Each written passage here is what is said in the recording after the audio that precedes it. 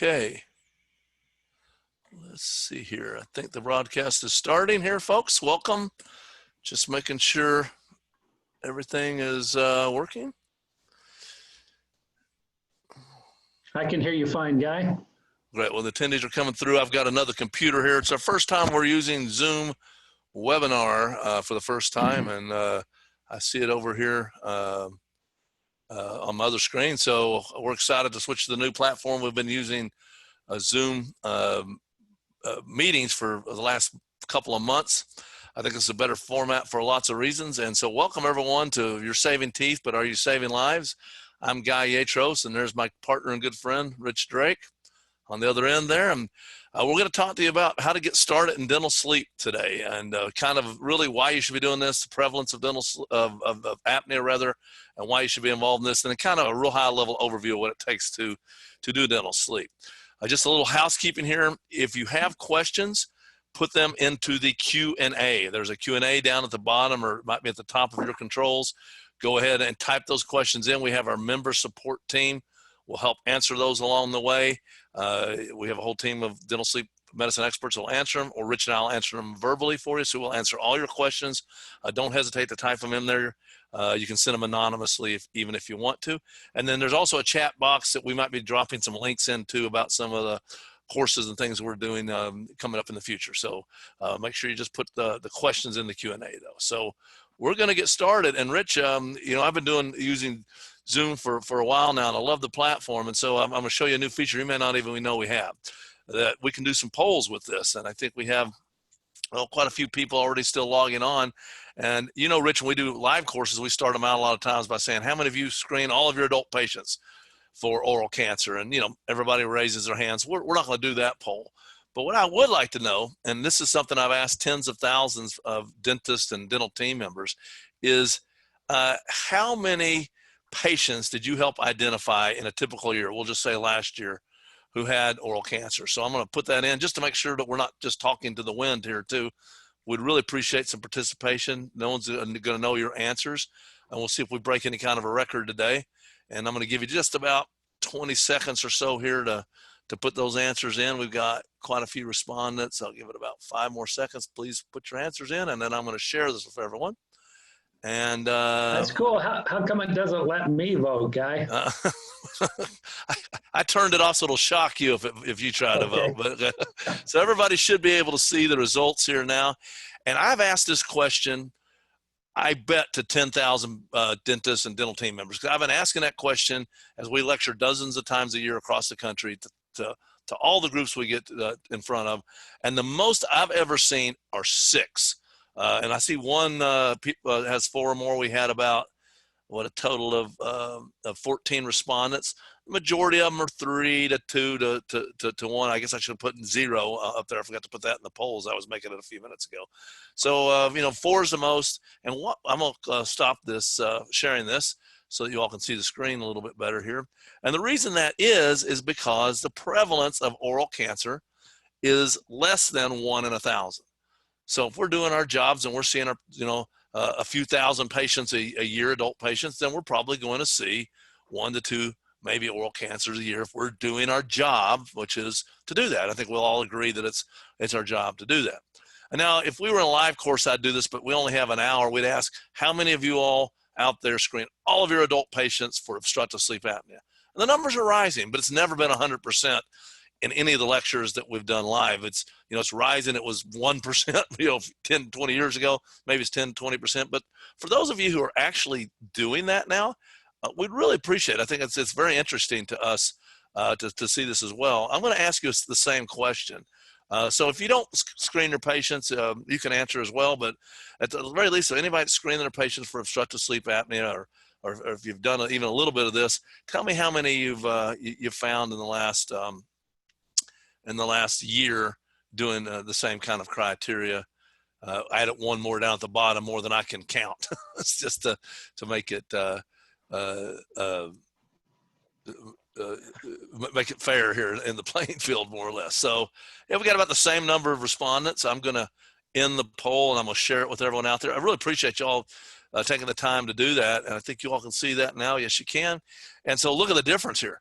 Wow, we have a 3 out of that 14 that says more than I can even count.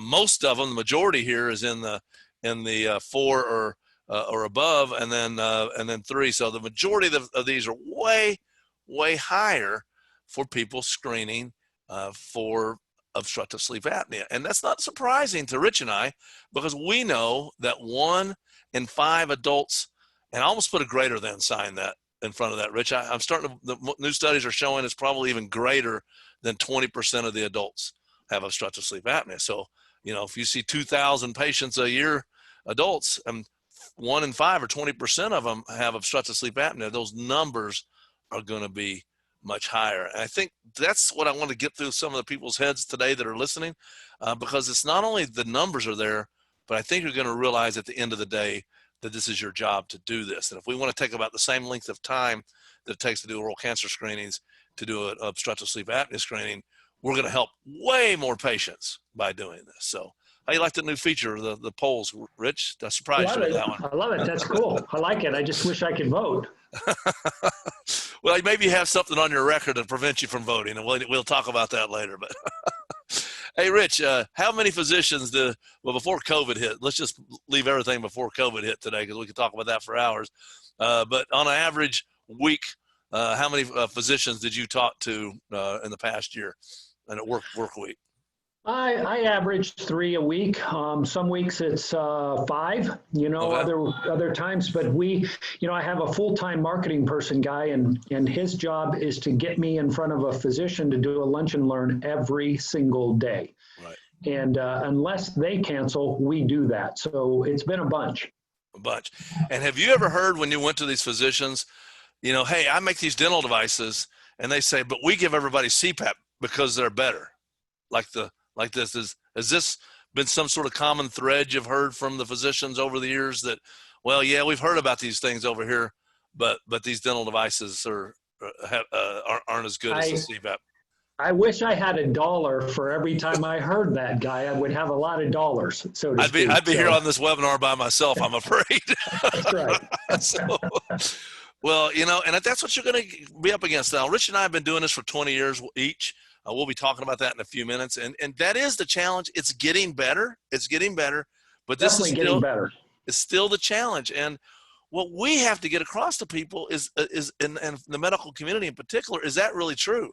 Does it always work better? Is it better in general? And I can tell you, here's a couple of examples that I think it might not have been better. Judge Scalia and Carrie Fisher, both famous people, both wealthy people, both probably had at their means ways to treat serious disorders like sleep apnea.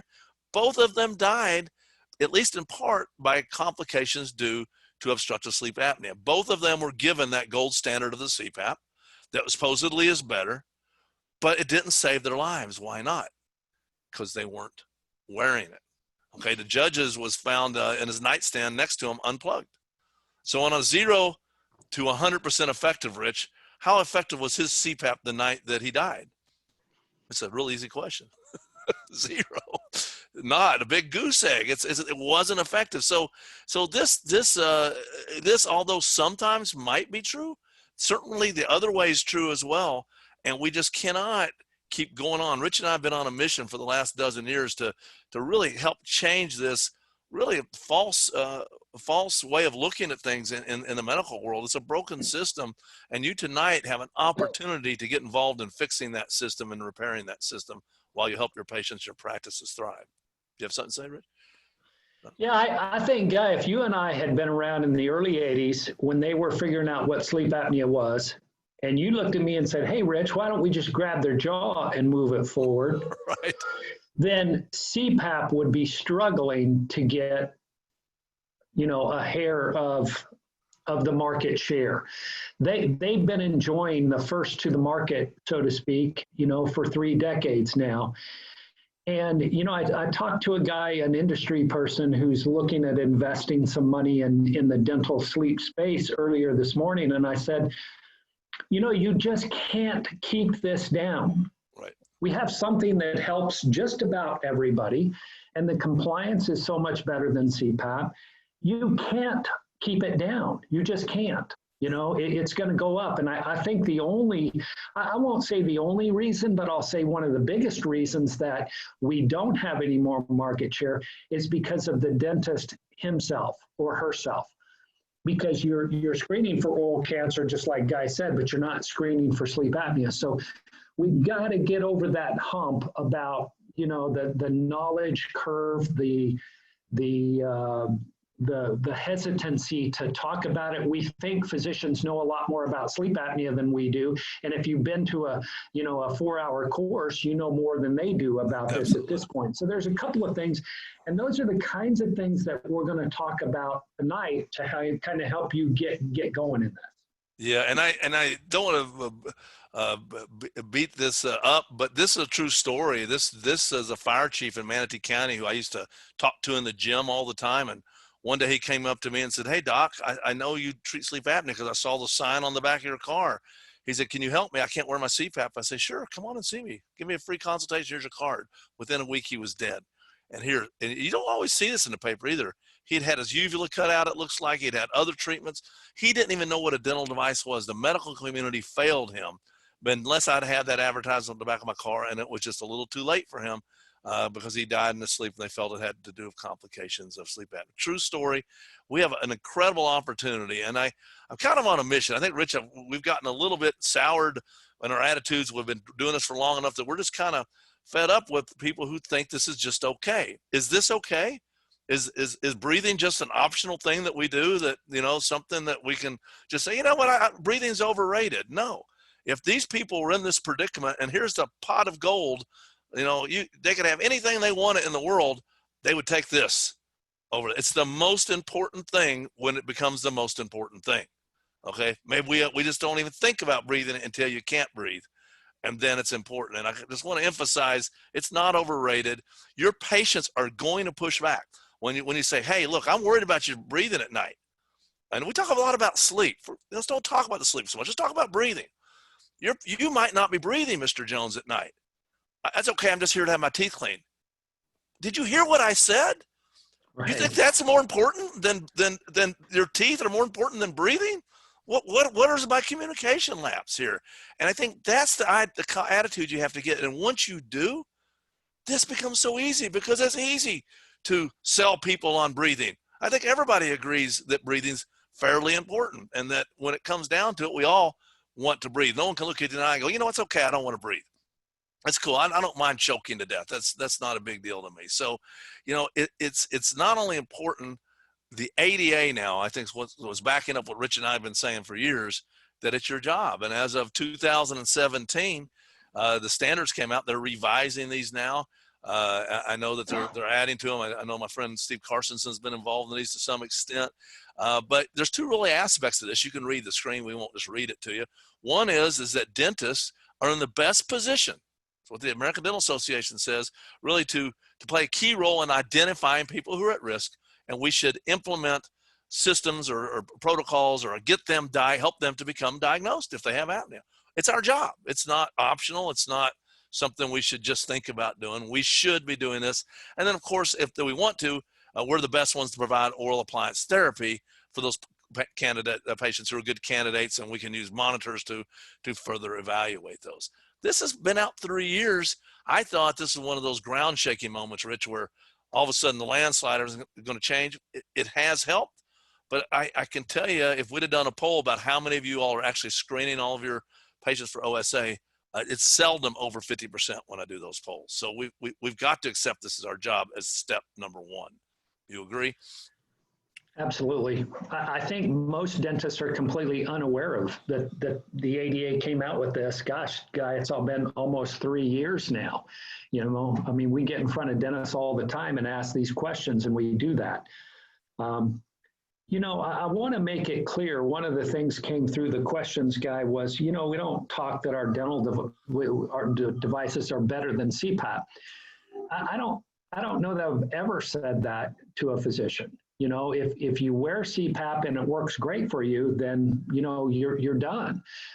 If you camp a lot or you go fishing and you don't want to take your CPAP, you know, but the point that we're trying to make is not that a dental device works better than CPAP, because most of the time it doesn't. Okay, sometimes it does, but most of the time it doesn't. But most of the time, if you titrate it properly, it can work as well as CPAP. And then the compliance issue becomes very, very important. So we're just trying to look at the positive on our side, which is compliance. It's not so much the effectiveness, but when you look at the efficacy of the disease treatment, we only have to be half as effective if the patient wears it all the time compared to wearing CPAP half the amount of time. You know, you can do the math on that. I just want to make sure that that's clear, Guy. Yeah, we're absolutely you set the stage for what we're going to talk about in a few moments, and that's what we have to not only embrace ourselves, and it's hard for dentists because these things aren't 100% predictable, and so you've got to get used to that. But then also we got to learn it and embrace it, and then we've got to be able to confidently discuss this with our physician. So, you know, you went to dental school to save teeth. You know, when you start getting involved in airway, you're actually going to be saving the patient's lives. I want to emphasize. We could spend 3 hours talking about on why you could do both. When you understand the airway and what it has to do with bruxism and what we will do to breathe at night, which is sometimes grinding our teeth, you will make your restorative practice more successful. So it's not one or the other necessarily. You're going to be able to do both. You know, I guess, Rich, if you go back to the ADA standards and what you and I believe, we've been talking about this before the ADA standards came out. I don't think every dentist has to treat sleep apnea, nor do they all have to do root canals or extractions or crowns. Or you should do what you want and what you're good at and what you like. But your job is to treat that patient as a whole, and those things that aren't within your comfort zone or your desires, you refer them out. And so if the ADA is clear, our job is to, at the very least, identify these patients who are at risk and help implement testing with them. That's your job to do. And whether you wanted to go take it further or not, we're going to talk about how you do that. I think most people want to once they realize the benefits of it. There's some challenges that we can get you through, but once you get through those, it's much better. Okay. I see some questions coming in. Keep them in the questions box. Our team will answer the ones that they feel comfortable with, and then Rich and I will answer some others. We'll try to get to all of them before the night's over. So just keep the questions in there, and we'll be doing that. If you have chat, you can, the chat box is really if you want to talk amongst yourself or we want to give you notices. Rich and I have been doing this for a long time. Rich, a little bit longer than me, but both of us a little over 20 years now. That's all you do, right, Rich? All day long? All day, every day. You know, people don't believe me when we talk about how many devices we've done, but, you know, we're doing 100 devices a month now. And if you don't think that's a lot, it's a lot, you know, and, you know, it just adds up. And, you know, Guy and I have been doing this a long time, and it's not that we're so smart. We made a lot of mistakes along the way. You know, we used to laugh, you know, ask me how I know that, because I've made that mistake already. And that's, you know, that's what we do, is learn. And I think that's one of the challenges that you guys face when you're getting into this is, you know, where do you have enough knowledge to jump in and then do it? And we want to kick you in the rear end and say, hey, do it. If you can figure out how to do a root canal, I promise you can figure out how to do a dental sleep device. You know, you've made it this far in life, you know, but this is what we do. And, you know, we have developed a team and a system and member support experts to, you know, who you're going to call. I've seen guys for years, the Ghostbuster theme should be, you know, our theme song, you know, who you're going to call when you have a question. Because think back, Guy, when we got started, we didn't have anybody to call. You know, there wasn't anybody doing this, you know, full time. And now there are a number of people doing it. You don't have to reinvent the wheel. So sit back and listen in. And that's what we do. We help you with education, coaching, software, and support. If you want to know more about what we do, just type in consult or consultation anytime in the question box, and or you can do it in the chat box, either one. And we will get with you, answer any questions you have. I mean, we'll give you a free consultation and answer your challenges. We have a whole team of people that'll do that. A little housekeeping, if you want CE for this, it will come back into your inbox for the email that you signed up with. If you do not see it within 48 hours, please check your spam or junk folder. If you can't find it after that, then contact us, but you will get that, so there shouldn't be any issues. I'll put this up at the end too, but just a couple of other things we're doing. We'll be doing a webinar in about 3 weeks, same time, same place. And this is exciting. There's so many changes right now. when the president said telemedicine visits equal in-person visits across the board, it shook the dental sleep medicine world. Now we can do things telemedicine wise, and insurance companies can pay for them that we could not do even 3 months ago. And so we've revamped a lot of our protocols for no contact visits, for telemedicine follow-up, telemedicine consults, and now telemedicine diagnosis. I don't want to talk about it too much because we got a whole hour on it in 3 weeks. So same format. Hope to see you there. It's going to be very exciting. And then some things we've really taken off on in this COVID world is we've started doing these virtual courses. Now they're different than the webinar. They're under meetings. You get to talk. We encourage feedback. We encourage you having your cameras on. And we're doing 2 courses coming up. Now I'll put this up again in a little bit. One's a full day, 4-hour billing course. Lisa, 25 years of billing experience. I mean, you'll know everything you need about dental sleep medicine billing. And that's on July 24th. I think it's from 11 to 3 Eastern. And if we're going to be sending out an email tomorrow. And if you want to register, we're the first, I think 5, we're giving them $100 off. It's only $250 to start with. And so it's, I think it's $150, $149 with that 100 off. And then we're also I'm doing a 3-day nuts and bolts screening, testing, treating, billing virtual course on, we call it a GPS because we'd help you navigate through all the steps of dental sleep. That's 8 to 10 o'clock Eastern time, Tuesday, Wednesday, Thursday. And you get to go to the billing course for free if you want to, or you can have a recording of it if you can't attend. That's included. That's normally going to be $495, but we're giving $200 off for the first 5 people that register for that as well. You even get a $400 value kit with marketing material, sample MyTap, lots of things, EMA sample, tape measures, everything you need to get going. All right. We're talking about of why you should do this and why you should be involved. And I can tell you why I got involved to the extent that I am.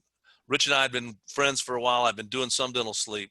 But in 2006, what'd you call this day, Rich? This is the day that I made not the day, but because of this day, I made a commitment that I'm going to start doing more dental sleep. The day the ground shook or something, I think you told me once. Yeah, certainly the day that the ground shook, in dental sleep medicine, because, as dentists, we didn't take the lead in this. I'm a little bit disappointed that we didn't do that, even myself back then.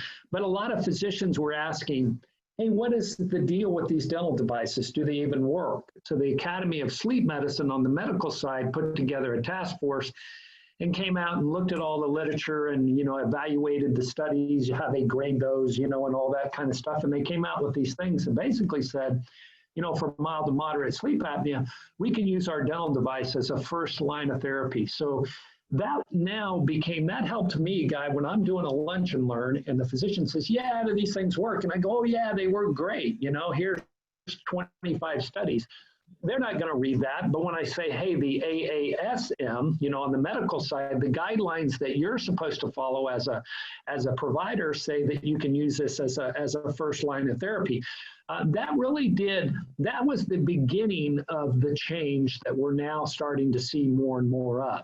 And when we take a big step back and we look at how long it takes for things to change in medicine, it averages about somewhere between 10 and 30 years, for paradigm shifts to change in the prescribing and et cetera of physicians. What year are we now in of that in sleep medicine? Nobody knows for sure, but I'm going to say we're in year 15 of that. So I really think over the next decade, we're going to completely see a change in the prescribing. All I've done, Guy, when I do lunch and learns, I just go, hey, look, just give the patient an option. Talk about a dental sleep device. A lot of the research says, I won't even complain to my physician that I'm tired because I don't want to wear CPAP. I already know I have sleep apnea. My wife tells me every night in the middle of the night, hey, you quit breathing again, and they're like, well, I don't even want to get a sleep test because I don't want to wear that stupid mask. So if we can get the physicians to just start talking about this, well, all of these things, all of the powers that be and the things that are happening behind the scenes, those are all happening for us. And this comes back to what I said earlier, Guy, about you can't keep this down. Right. You know, you just can't keep it down. It works often enough and it works for enough patients. Sorry. That, yeah, let's play this video, man. Every Yeah, time I do I that, I thought feel like I have to hold my breath. I thought the next slide was the 2015 practice parameters. I was going to mention, I've got one excerpt from that. They are even more in favor of dental devices. So this isn't Guy's opinion, Rich's opinion, the American Academy of Dental Association, the ADA. This is the American Academy of Sleep Medicine says dental devices are a first line of therapy option for patients who choose to have it. That's the newest standard. And it started, like you said, 15 years ago. I really do believe with the things happening in COVID, with the telemedicine, I have been so excited about the tipping point. Maybe I'm an optimist, but I am an optimist, but I really believe that this is the time that we're going to see a big difference. And here's the reason. When you see something like this, most people who do this don't know they're doing it. Maybe how'd 10. you sleep last night? Oh, I slept great. So what's going on there? He's snoring. What's that cause? What is that normal? I quit. Very little bit of air going through there. A little bit of air. Now no air. What's going on? Look at his chest. He's got a cork in his throat.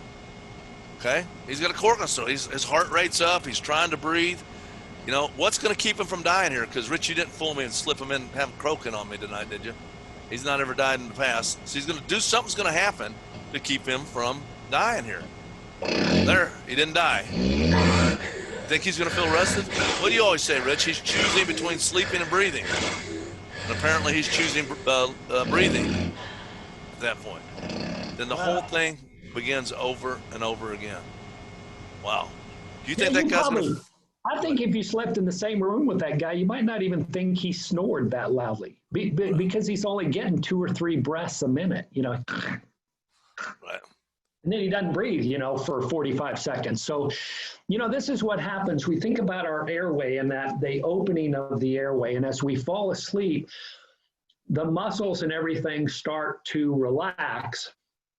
We understand from an anatomical standpoint, you know, some of us just have bigger noses and airways. You know, think of Julia Roberts, you know, has got this huge smile.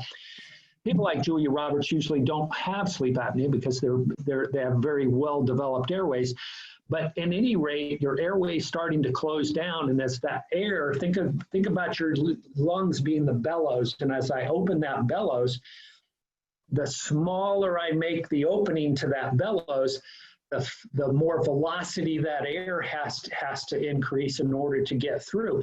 Well, that's what causes the tissue to vibrate. And if you think about a straw that you're sucking a milkshake up through, you know, if you suck too hard on that straw, it caves in the side. So that's when our airway can completely close down. In the video you saw, you know, that's where the guy was trying to breathe and he couldn't. Those straps weren't to hold him down. Those straps were to measure, you know, the effort of movement in his chest, the rise with his diaphragm moving. And then we just start using up oxygen. So, you know, and we're building up CO2. Those are both bad things that shouldn't happen when we're sleeping and trying to rejuvenate ourselves and rest. And something in your brain says, hey, guy, you better breathe. Hey, guy, you better breathe. So we don't necessarily wake up, but we have this arousal, you know, where our pituitary gives us a squirt of adrenaline.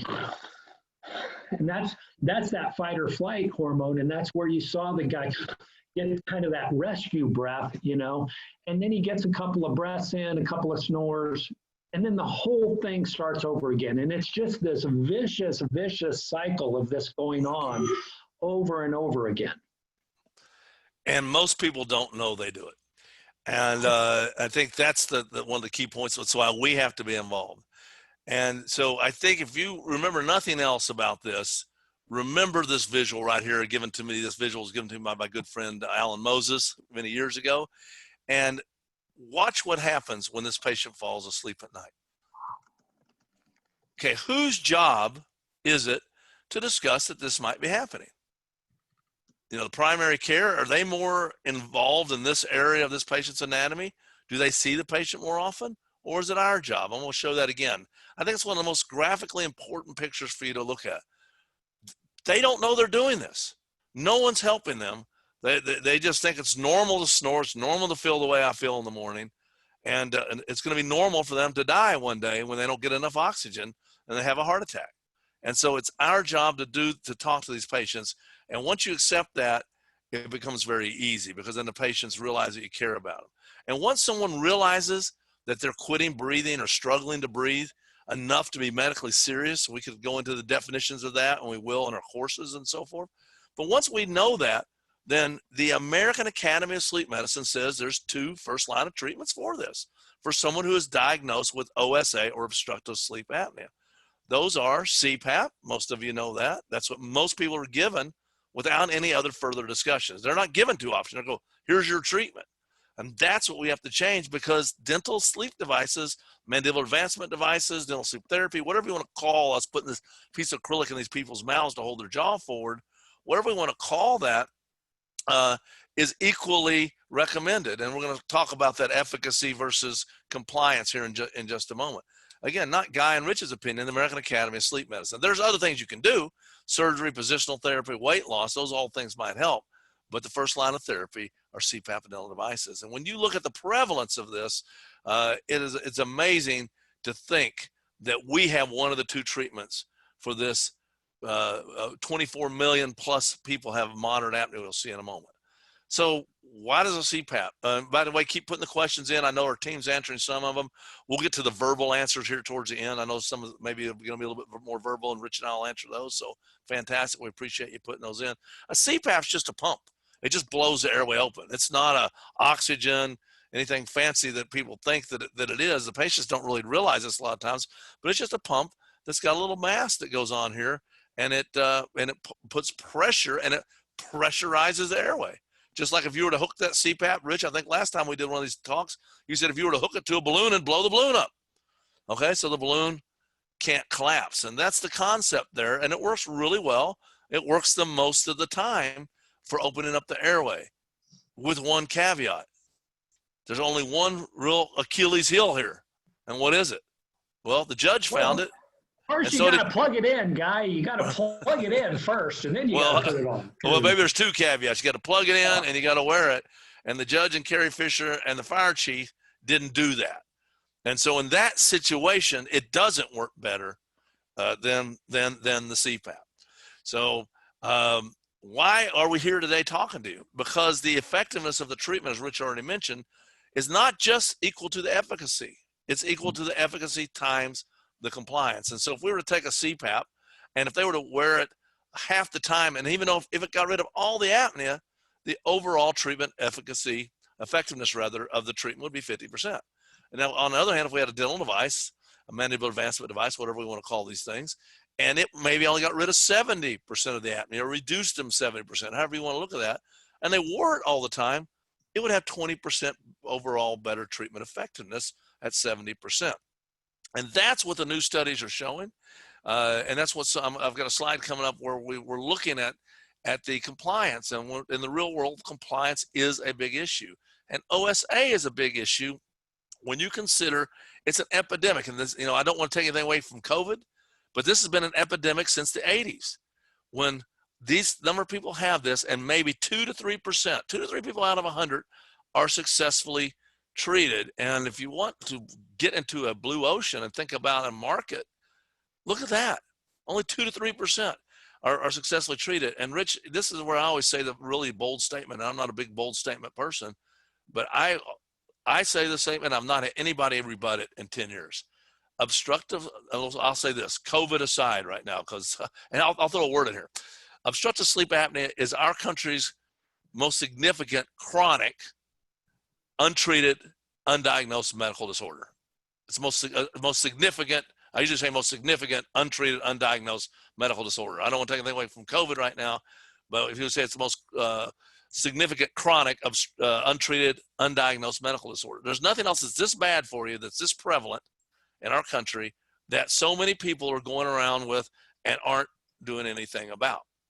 And we should be really up in arms about it. The 2015 practice parameters showed that up to 83% of the patients were non-adherent to their CPAP. Not Guy's opinion, Rich's and Nathan's opinion, or Rich's and Guy's opinion, the American Academy of Sleep Medicine. And so when they look at that, the mean disease alleviation calculation of oral appliances may be comparable to CPAP, because when you weigh those two out, CPAP works better, more consistently, but more people wear dental devices, so they weigh out to be more evenly than we knew or we've been looking at in the past. And so this is why it's bad too. 24 million Americans, this is pretty new too, it's 2019, have a moderate to severe apnea. So not just even counting, forget the mild apnea patients. So it's a big number of people. So when we look at all the things going on in our country, we need to be putting more time and effort into helping this problem. I don't know if you've seen these slides, Rich, when we're looking at the independent risk factor of having a heart attack. And if you take a healthy person as a standard of 1, and then when you look at someone who's overweight, and when I do this live, a lot of people say, how much greater? People get this pretty close, 7%, 7 times risk factor. And we say, how about hypertension? Most people get that. It's in that 7+ range. Okay, what about smoking? We know how bad that is for you. We know that can lead to heart attacks. 11.1% it says there. OSA, over double that of smoking for a risk of heart attack. Okay, so the jury's not thinking about this. The jury's decided apnea is bad for you because it leads to all these things on your screen, independently associated with it. So I'll get off my soapbox on that, but I just get passionate about it because this is a big problem. And we as dentists, I think, have an obligation to help fix it. And because it's been going on for 40 years and the needles move some, but not near where it needs to move. Any questions on there we need to answer right now that's associated with this? My screen's kind of doing something weird. I'm typing away most of these. I'm kind of keeping a side note on what I think we might need to talk about a little bit more at the end, but that was cool. I had not seen those slides, Guy. That's pretty. Do you have you have the Q&A open, right, Rich? In addition to the chat. Okay, great. All right. I do. I'm going through answering a lot of those. Okay. All right. One thing I think maybe you might throw into that too, Guy, is we'll talk about that in a little bit. I'll save that. Go ahead. Rich and I have been using this slide for a long time. Why do we treat this? It's the right thing to do. If we care about our patients, we care about their breathing, why wouldn't we do this?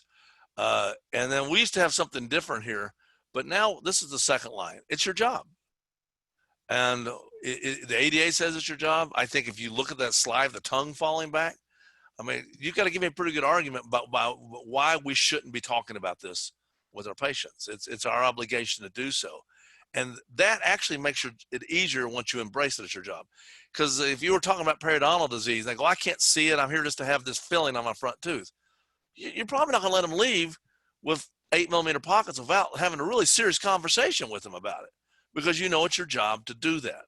And once you realize it's your job to have these discussions, then it becomes easier. Something snaps in your brain and your team's brain, and you accept this, and then all these conversations are just like all your other jobs.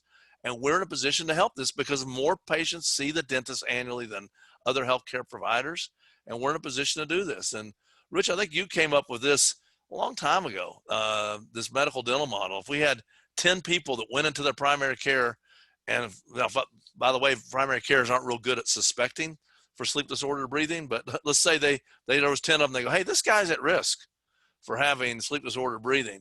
In the past, they would have to say, you got to go spend the night in a sleep lab. How many in your practice do you think would actually go do that? Now, we have better solutions we're going to get into in a minute, but I think you came up with 5. When I do this live, Rich, most people say 1, 2. I think five's being pretty generous. How many will actually have some sort of sleep disorder breathing? Well, most of them will, because if we do a good job of assessing, then most of the people that we deem at risk will have some form of sleep disorder breathing. How many will wear their CPAP at least part of the time?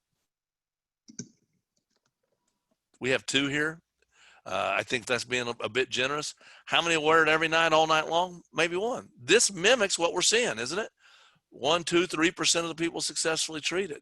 Now, in a dental office, we're going to be better at suspecting because we're going to be looking at their anatomy. We're going to see more people that are going to be jumping out at us more. But we take those same 10 people and say, you know what? You can take this home sleep test home, or I can have a telemedicine visit and you can put on a sleep test. There's even little tests now. We're working with companies that have a test that's the size of a chiclet. You can tape to your finger, okay? And it costs you a few $100 or nothing if you have good medical insurance. How many of those patients will do that if we believe that they're choking at night, or they believe they're choking at night? I think most of them will. How many will be confirmed of having a problem? Most of them, because we're not going to just give this to anybody. And how many will wear the dental device? We have chips we put in here now. We know most people will wear the devices at least part of the time. Every night, all night long, the chip shows that most people, it's in the high 80s, that most people will wear. Look at the difference and the opportunity we have in the market here. I think, Guy, back up one slide. I think, even if you double most of them on the medical side and you cut ours in half, we're still not bad. And I keep coming back to, you just can't hold this down. We don't have to talk about how much better a dental device is. We just have to talk about, let's figure out what works for Guy. Let's figure out what works for Rich. Let's figure out what works for Brandy. Let's figure out what works for everybody. And we can't, not everybody fits into the same mold. And we don't want to become guilty of what we're accusing the MDs of doing, right, or having done for the last 3 decades. I refer a lot of people for CPAP.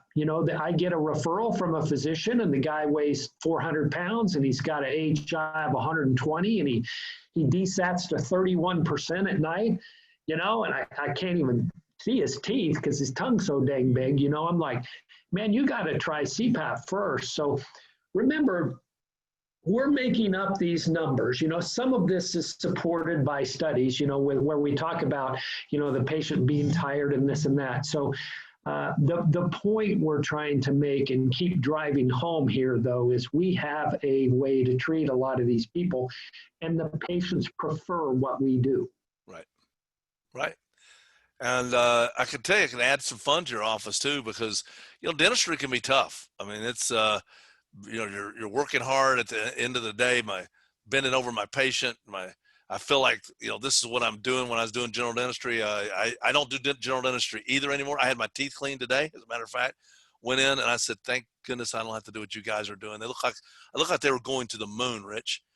They came in and they were, all garbed up. It was, I know a lot of you on here, most of you are in the dental world, and man, you don't have to do all that stuff. We'll be talking about that next month during our telemedicine. But challenging times in dentistry, and dentistry itself can be challenging. I sold my practice in 2013 to do just dental sleep, and man, it can be so much more pleasurable and less stressful. Not without stress, but less stress, and it can be just as profitable. I will venture to say that it is the most profitable thing a general dentist can do. The reason being, you can delegate the majority of the procedures. You can't delegate root canals. I mean, orthodontists do pretty well because they can delegate a lot of their procedures. And so as a general dentist, it's something, even in most every state, you can delegate a lot of this, especially when you get scanners and things like that. And so look at the time it took me to produce, this is all the doctor time. I have no time. I'm busy the whole day long. Same amount of production in a dental sleep practice. Look at all those white areas in between. So it can be really exciting, and can be profitable. It's not, what I like to say about dental sleep is it's not hard. There's nothing, any aspect is not difficult, but it's complex. There's a lot of pieces. Each one of those pieces are little simple pieces to put together, but some people kind of get lost in the chain breaks, and you don't succeed. That's what we can help you with. If you come to one of our courses or stay on for other webinars, we'll teach you what we call the 4 pillars, how to screen, test, treat, and bill. And each of those have sub duties and things that we have to do to be successful for our patients. But once we get each of those systems in place, this can run in the backdrop of your practices. Screening, I think that's where everything starts, right, Rich?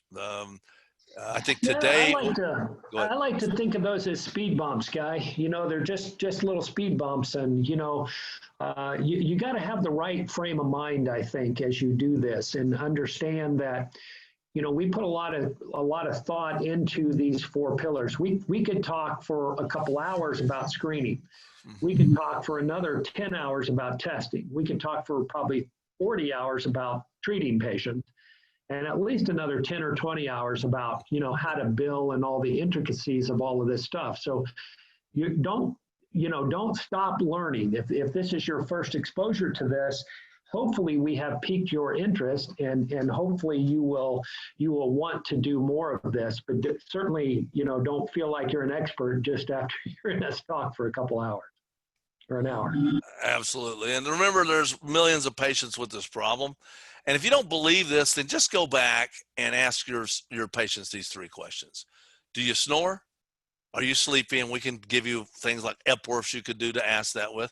And do you have hypertension? If their answer is to one of these, they're at risk. If their answer to two of these is yes, they're pretty high risk. And if their answer to all three of this, bet the farm, they're going to have some form of sleep disorder breathing.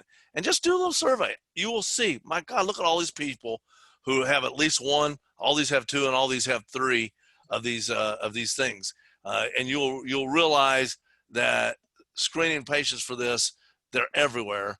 If you come to one of our courses, we'll go into detail about medical history and about why these numbers are where they are and where those studies come from. But we like to put a system together for you to do this. There's a lot of screening forms out there. We're working actually on a new screener that's going to be available for people's websites and so forth. But within DS3, we have a way of asking patients questions, and it's just a 3-page on the cloud, on a tablet or computer. They answer. At the end of the day, they get a result, and it says, hey, you're at severe risk here, and you need to do something. And we can review those results with our patients. And you can do those with paper forms and stop, bangs, and Berlins and Epworth sleep scores are ways you can do this.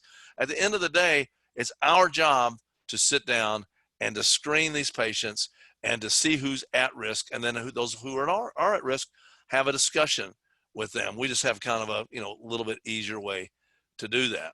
And now, once you screen them, this pillar has gotten shorter in the last 3 months because we all know that traditionally you had to go to the sleep lab. And most of you probably know now you can get tested at home. What you may not know is that at home testing has really become the standard of care, and that there's debate about whether I, as a dentist, can order a sleep test. And even if I can, I may have trouble getting paid because I need a physician's letter of medical necessity. If you'll tune in in 3 weeks, we're going to talk about how now telemedicine, we can refer someone to a telemedicine visit who they order the sleep test, and the test is delivered to their home, or you hand it to them. A lot of ways you can do this. And now the patient comes back with all the paperwork you need, totally above board in everybody's view as far as helping getting your patients tested. So you don't have to do the first thing and go knock on a physician's door and develop that relationship. Although we encourage that, of course, but to get started, you can get started Monday morning with places to refer these patients to. And I think some people think a PSG is not as accurate. And I will pose to you all or a proposition to you that a PSG might be a more accurate test, and it may not be, by the way, but let's say it is. But you're for sure going to have a less accurate night's sleep. When you sleep at home, you're going to have a more accurate night's sleep, and it's possibly a less accurate sleep test. Although these first two parts are being debated because the technology is getting so good. And so when you look at that, testing at home, I think the way you sleep is as important as the technology itself. So, and it's not really up to us. Sleep labs are going down. Home sleep tests are going up. It is the standard of care today. If you all want to know more and you put in consult and you want to know how we can help, you can even order these sleep tests and now soon to be these telemedicine visits right through our software and seamlessly get the prescriptions, all the paperwork you need right back into your into our cloud-based software. So this has become, Rich, I think that's why we decided to start DS3 was because the diagnosis, you had to be at a sleep lab and was so difficult to get our patients tested. We were talking about starting sleep labs. You remember that years ago? Yes, and thank God we didn't do that. Yeah. Um, there are brick and mortar sleep labs going out of business at the rate of about one a week now in Right. the United States because Right. we are in the middle of that changing. So whether you think a patient should have an in-lab study or a home test really isn't up to you as a dentist. We have to collaborate with our physician colleagues on this. We have to. Right. The powers that be, if you're Keith Thornton, the inventor of the tap, he thinks that the dentist should be managing all of this. And whether or not I believe that really doesn't make any difference. Right now, when I make a dental device, I want to get paid. Right. I want to help the patient, but I want to get paid. And that requires a prescription and a letter of medical necessity. And then the patient who gets a sleep test, if the dentist orders it, will the insurance company reimburse it? This is all of those little subtle nuances and intricacies of how you do this and how you practice that. That right now, you can throw all that out the window. The bottom line is patients prefer home sleep tests. The insurers, the payers themselves prefer home sleep tests, and it's basically taking over the market right now.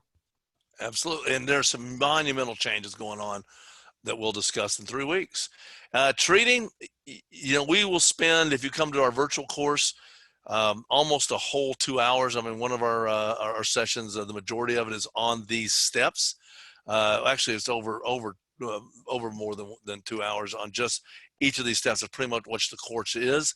And we're going to talk through how you go through screening, testing, how you do a consultation after that, what are the verbal skills you need, what paperwork do you need, what type of exam do we need to do, and how we do impressions and scans, which way we will talk about both device delivery, device selection, follow-up testing, and then how well we know that this is working by the follow-up testing. And then we need to see our patients on an annual recall and 6 months really after the first time we treat them. And so we'll go through each of those steps.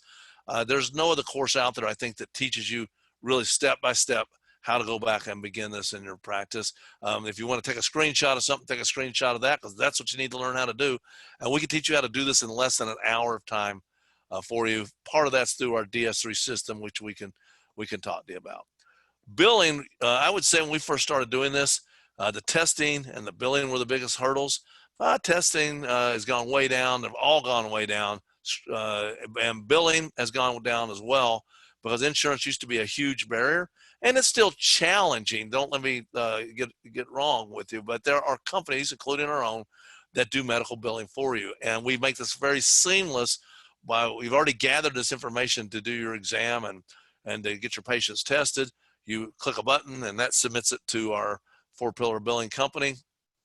They do the claims process, communicate back with you where we are, and then the claims and the dollars go to you, and the data goes right back into DS3.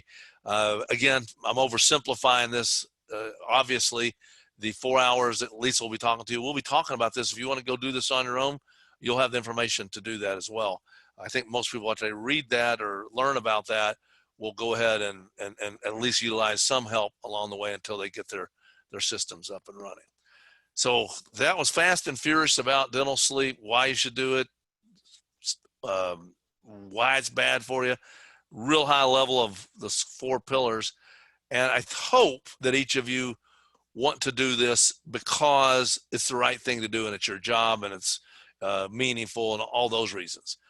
In addition, just as a carrot, and I hope that's not the only reason people are doing it, you can make a significant difference in your financial income in your practice. If we look at an average reimbursement of $2,500 for these devices, which is certainly not overestimating this, and if you look at an average lab fee of $350, and even if you're paying someone to do your billing at $200, and you do one of these a month, you're pushing $20,000 a year added to your bottom line. If you do one of these a week, 1 in 5 adults has this problem. You got to almost not be trying to do one a week. You're pushing 6 figures, over $90,000 that you're adding to your bottom line. It can be the most profitable thing that you could ever add to a general dental practice. Again, because a lot of this the dentist doesn't have to do, And we can tell you numerous offices who've done this, and 4 or 5 years down the road, they're just doing just dental sleep. We have a magazine called Dental Sleep Medicine Insider. Rich, you got to get your article in the next few weeks, I know. We got an article from one of our members, Dr. Blinko, and he's talking about how he came to a course 5 years ago, or I forgot how many years ago. I don't want to, it might have been a little bit more than that. And now he just does dental sleep because it grew so quickly with our help in that length of time. That just doesn't happen in Invisalign, implants. Yeah, it adds to your practice, but you've got to work really hard to do an Invisalign only practice. It happens quite frequently in dental sleep. So we hope we can help you with that. We're getting to all your questions. Rich and I think we got some to answer verbally here. Just kind of as we're winding down. The next webinar is 8 o'clock Eastern, June 28th. Again, it's a Tuesday night. We're going to be talking about no contact dental sleep, how the new laws have really made things possible that weren't possible back in February. It's an incredible time for us. We have spent hours revamping our practice. Now we have systems in place where our patient contact has gone down to very minimal, and our efficiency's gone up. I think the patient satisfaction has gone up too, Rich. Are you finding that? I mean, they're not, it's more efficient for everybody doing these telemedicine consults, and as patients used to drive across town to sit in the reception room to fill out a questionnaire. Isn't it more efficient way of doing things? Yes to all of the above, but I'm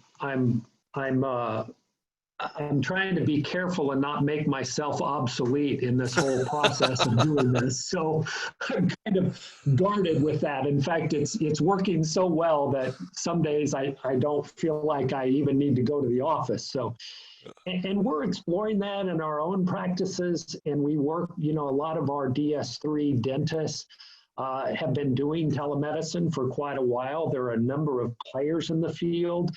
There are a number of different ways that you can do this in different platforms. And, Medicare changing what they allow and don't allow. Well, tune in a month and we'll it's actually not even a month quite.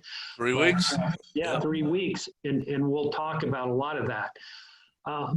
Guy, as always, you've done a wonderful job. You and the team putting this together. It's July 28th, you all. Just thank you. Someone just texted me. So thank you for noticing. I was thinking it was a little bit more off than that. I was thinking, I wonder if I've got anything planned on June 28th. That's 22. Yeah. So thank you. Someone just noticed that. Just got that slide just before the webinar, and I didn't catch that. So it's just 3 weeks from tonight, July 28th. So, and we'll be excited to have you on there. And I want to emphasize this course. We have had overwhelming success with these courses. Lisa does a fantastic job on this. She's got 25 years of billing, of dental sleep medicine billing. She is one of the country's experts on this. She's going to talk on Friday, the 24th of July. Got the date right on that one. From 11 to 3 Eastern time. You'll have a little break in between. You'll get CE for this, and the fee's $250. But the first 5 people, we're taking $100 off. So $149. You can't beat that if you want to learn about billing. And you'll have a copy of the webinar too to share with your team. I think for 30 days. We put a little bit of a limit on it because we want to put some urgency in you all doing this. The same week, I'm going to be teaching the same course we used to travel all over the country and teach, and I've gotten nothing but positive responses on this. People say, my gosh, this was so much better than flying somewhere, get in a room, such a better utilization of time, and it's all the same information, and we're doing it in a very open format. I'm encouraging you to use your cameras, encouraging you to ask verbal questions. We get a lot of interaction with these meetings, so don't be shy, show up, and if you are shy, you can type in your questions, but it's Tuesday, Wednesday, and Thursday, July 21st, 22nd, 23rd, and it's 8 o'clock Eastern to 10. We kind of set it a little bit later so that maybe everybody in the country can come. There is a limited attendance, and we've sold out about 3 of the last 4 we did. We limited to about 30 attendees. The first 5, we take $200 off. We will be sending this out to the masses tomorrow. It's $495, so it'll be $295 if you or the first 5 to sign up. And you also get to come to the billing course free on Friday, and you have a copy of that as well. and you get this marketing kit. So it's, you know, it's essentially for the kit's worth what you're paying if you're the first 5 to sign up. I promise you, my personal guarantee, you're gonna enjoy the course and get a lot out of it. Even if you're somewhat experienced at this, we're going to teach you a more efficient way to do this. So that's what's going on. If you want to know more about what we do, or if you just have a question, well, Rich, thanks for answering a lot of those questions. Just type in consultation. And if you want to talk about billing, you want to talk about devices, you want to talk about sleep testing, went too far on me, sleep testing, one of our members will meet with you. They're just going to answer your questions. We will show you what we know. And we're happy to do that, to not only help you, because that's what we're all about, but also to help build that relationship. So just type consultation and we'll meet with you and answer questions. Or if you want to know more about how we can help you, we're not high pressure people. Rich and I started this company, and we started it with the sole and really earnest desire to help dentists succeed in their practices. And that's what we're all about. So if you want to learn more, contact us or type in consultation, and Mike or Brandy will get in touch with you. So Rich, man, you've been typing away over there. I like the new format. The questions go away once you answer them. Looks like you got them all here. It's a good thing I can type fast, isn't it? You got a lot of them here. So anything we need to talk about verbally on these questions? There was just one question I'll address real briefly, and it was about, can you make somebody a dental device who doesn't have any teeth? And the answer is yes, you can in the maxilla. You need implants or something in the mandible. So if they've got at least 2 implants or 4, 5, 6 good teeth on the bottom and no teeth on top, so there's a process that we go through where we duplicate the denture, and then we use that and we reline that and we use that with our bite, and it becomes our impression. So, and you're going to make them usually a Herbst or a dorsal, but right. you can do that. I would not recommend that you make that your first case, by the way. Choose somebody that's got all their teeth or most of their teeth anyway, because that's certainly a little bit harder to do. It's not impossible, but it's just a little bit harder. And it's certainly much harder for the patient to get used to that, because we got to keep their mouth closed. So sometimes they have to wear a chin strap and they have to do other things. And then you can do it, but don't make that your first one. And I think we answered most all of the other questions, Guy. If anybody has any more, go ahead and type them in the question. We'll give you, it's 9:02. We'll be happy to stay on a minute more. See a thank you. You're welcome, George. Absolutely. I think it was a good conversation as usual. I always learn a little something. If no one has anything more, we'll talk to you in 3 weeks, or hope to see you on the virtual course coming up. If those dates don't work for you, they are recorded, and if you can only make 2 of them or something, then you can watch the recording on the third night that you can't make it or something as well. So we do give you a recording of the whole thing, all the slides, everything you need to get going. So there's our contact. I think that's good. And Rich, thanks for your help, and I hope things are well out in San Antonio. Yeah, thank you, Guy, and thank you to our team of people who are on as well, working overtime tonight. I appreciate you guys and all you do. So thank you, guys. If I could reach through that screen and slap you, I would. If nothing else, I want to kick you in the rear end and encourage you to do that. So just start that journey of working towards that. If you've not had a chance to hear Guy talk, he is as passionate when he teaches that virtual GPS course as he has been tonight. And I promise you will learn something from him in doing that. I would encourage you to sign up for that as well. So thanks, Guy. I'm going to sign off. All right. Have a good night, everybody. Thank you.